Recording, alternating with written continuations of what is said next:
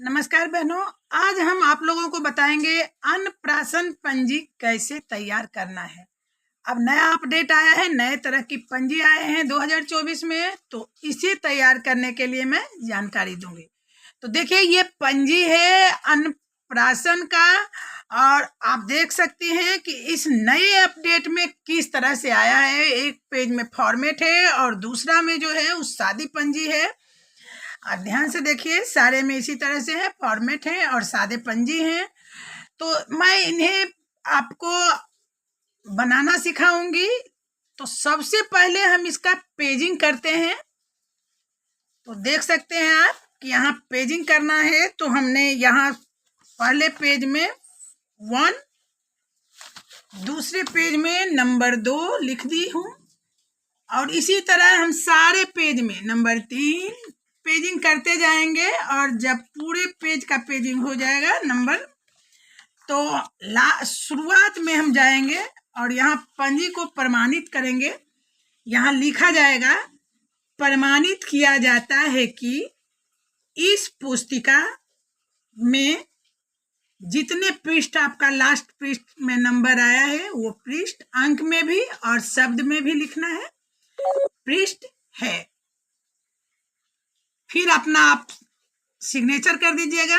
और याद रहे, यहाँ एलएस मेम से या सीडीपीओ मेम से आप प्रमाणित करवा लीजिएगा, वहाँ वो भी सिग्नेचर करेंगी, तब पंजी प्रमाणित हो जाता है।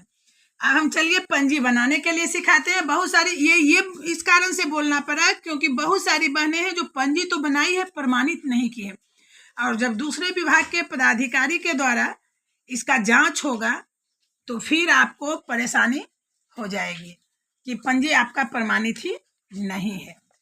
तो बढ़ते हैं हम कैसे पंजी तैयार करना है। चलिए ध्यान से देखिएगा, यहाँ आपका इस तरह का फॉर्मेट दिया हुआ है, जहाँ की लिखा हुआ है लक्षित समूह।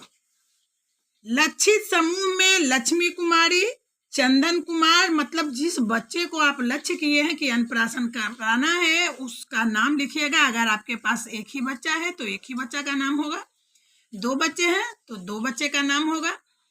और उसके बाद ध्यान क्या देना है कि लाभार्थियों की कुल संख्या, तो यहाँ मैंने 2 बच्चे का नाम लिखी है, तो यहाँ मैंने 2 लाभार्थी लिखी है। अन्य प्रतिभागी, मतलब उनके साथ जो भी इस कार्यक्रम में शामिल थे, उनका यहाँ देना है, तो मैंने 8 लिखा है। आपके जितने लाभार्थी उपस्थित होंगे उनका नाम लिखना है।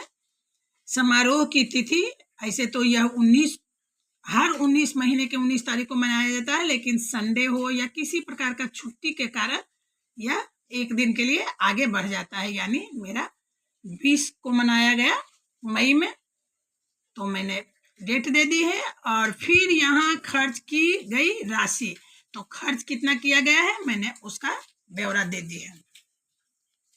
अब यहाँ देखिए फॉर्मेट में आगे जो है वो है कि लक्षित प्रतिभागी जिनका अन्नप्राशन कराया गया, तो आप देख सकते हैं जिसका मैंने अन्नप्राशन किया उसका नाम है, यहाँ फिर माता का नाम है, पिता का नाम है, बच्चे का जन्म तिथि और माँ आपको जोड़ना भी नहीं पड़ेगा क्योंकि पोषण ट्रैकर ऐप में बच्चा का लोड रहता है, तो वहां से हम माँ क्लियर कर लेंगे। और देखिए यहाँ लड़की है लड़का है, कॉलम मैंने भर दी है। अब यहाँ जितने भी उस बच्चे के अलावा उसकी माँ और भी लोग आए उपस्थित हुए थे, उनका मैंने यहाँ नाम लिख दिया है। वो किस कैटेगरी में है वहाँ हमने टिक लगा दी है। अगर माँ है तो माँ में, नहीं है तो अन्य प्रतिभागी में। 2-3 बच्चे भी उस समय कार्यक्रम में उपस्थित थे, तो बच्चे के लिए भी कॉलम आया है कि अन्य बच्चे। तो अन्य बच्चे इसलिए लिखा गया है क्योंकि 2 बच्चे का मैंने अन्नप्राशन करवाया है, लेकिन ये सब जो बच्चे उपस्थित थे उनका अन्नप्राशन नहीं हुआ है, वो ऐसे ही उपस्थित हुए थे। तो चलिए, इस फॉर्मेट में आपको कहीं कोई दिक्कत नहीं हुआ होगा। ऐसे पहले भी आप लोग इस तरह का फॉर्मेट जमा करती थी मंथली रिपोर्ट में, तो कहीं दिक्कत नहीं होना चाहिए, लेकिन मैंने फिर एक बार रिपीट करा दिया। अब देखिए, अब जो है हमारा शादी पंजी में क्या लिखना है, तो इस तरह से लिखना है, ध्यान दीजिएगा। आज दिनांक मैंने 20 को की है, तो मैंने 20 लिखा है। 20/5/24 आपको आंगनबाड़ी केंद्र,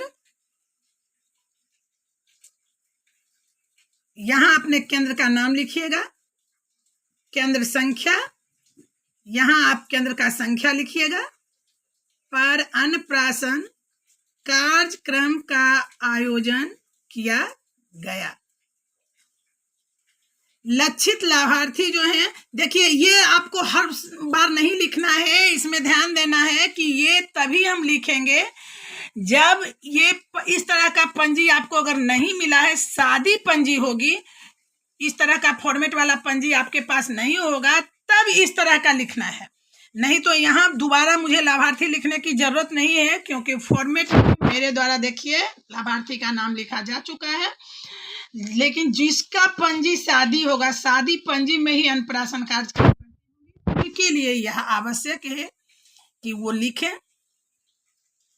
अन्य प्रतिभागी की उपस्थिति, यहाँ आप साइन करवा लीजिएगा। जो बाहरी उपस्थित हुई हैं माता, उनकी बच्चे की और जो भी महिलाएं उपस्थित हुई हैं उनका हमको क्या करना है, सिग्नेचर करवा लेना है। और अब देखिए, लाभार्थी लक्ष्मी कुमारी और चंदन कुमारी, आप भी अपने अपने बच्चे जो इनका अन्नप्राशन कराना है उनका नाम लिखिएगा। का अन्नप्राशन खीर खिलाकर किया गया।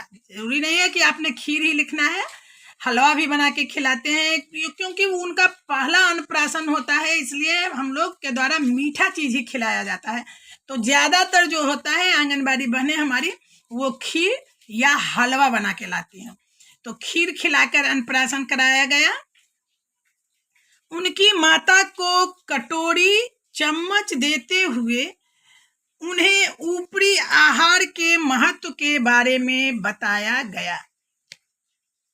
ऊपरी आहार बच्चे को देते समय साफ सफाई का भी ध्यान रखने की सलाह दी गई। ऊपरी आहार में क्या क्या देना है, कैसे तैयार करना है, इस पर भी विस्तार पूर्वक सेविका दीदी के द्वारा जानकारी दी गई। इसके बाद धन्यवाद ज्ञापन के साथ कार्यक्रम समाप्त किया गया। तो देखिए मैंने यहाँ शॉर्ट्स में लिखे हैं, क्योंकि प्रोसीडिंग में कितना ज्यादा लिखिएगा।